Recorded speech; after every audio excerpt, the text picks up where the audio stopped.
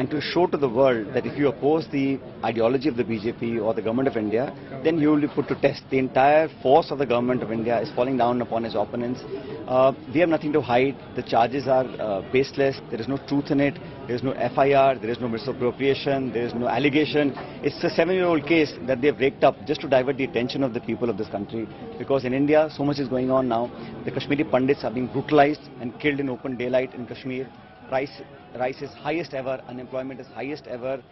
Farmers are in distress. Young people are on the streets. So avoid answering those questions. They are trying to deflect the attention of the people of India, to change the narrative, to keep the country on a boil, to use force, police force. Yesterday you saw the police entered the headquarters of the party at a lathi-charge, detained hundreds of people, senior people, ministers, MLAs, MPs, policymakers, office bearers of the party were brutalized. One lady MP, her clothes were torn. So this kind of action is uncalled for. Never before has the police taken such action. We are trying to say that 3 days pehle we said we'll do satyagraha.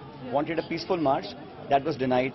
Today they have made sure that we are not able to do any of our protest. In a democracy, if you can't speak out, if you can't protest, but then how do you do your job as an opposition? Idea is not about one individual or one party. Idea is that institutions are being challenged and the government of India is using all of its power to muzzle the voice of people who oppose it. Sir, also as you said, you mentioned a Congress satyagraha. BJP is saying that, claiming that this is a fake satyagraha of Congress party.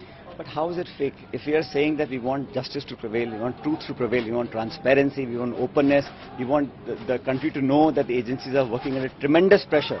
The government of India is putting pressures on CBI, on income tax, on ED, on all agencies, just to suppress those voices who oppose the ruling party. It's very simple, very open. We're asking for fairness, for transparency. How can that be wrong? As a principal opposition party, it is our responsibility, our right and our duty to do this.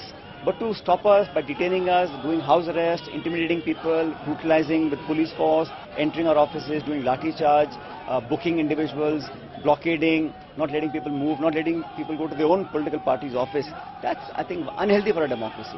They are saying ED is doing their job. Why to disturb the democracy? They are saying that Congress party is supporting the corruption. First of all, it's an allegation that the government has made. Nothing has been proven. There's nothing to indicate that that might be true. We are open to all investigations. We are open for all inquiries. There's no problem at all. Because the whole story, as you know, is very clear. It's about a newspaper that was defunct, that was dying, and the Congress party reached out to support it. But they are trying to politicize the matter. All we are saying is that this country needs institutions to be strong. We are supporting openness and transparency. The fact that for 7 or 8 years, no BJP leader has ever been raided by the CBI or summoned by the ED. It's only people who oppose BJP are the targets of these agencies. Data will tell you that. 8 years. Why is that happening? Who's controlling them? Who's putting pressure on these agencies? These are the issues that we want the people of India to know, and we are, I think, doing the right thing by letting Indian voters know what the reality is.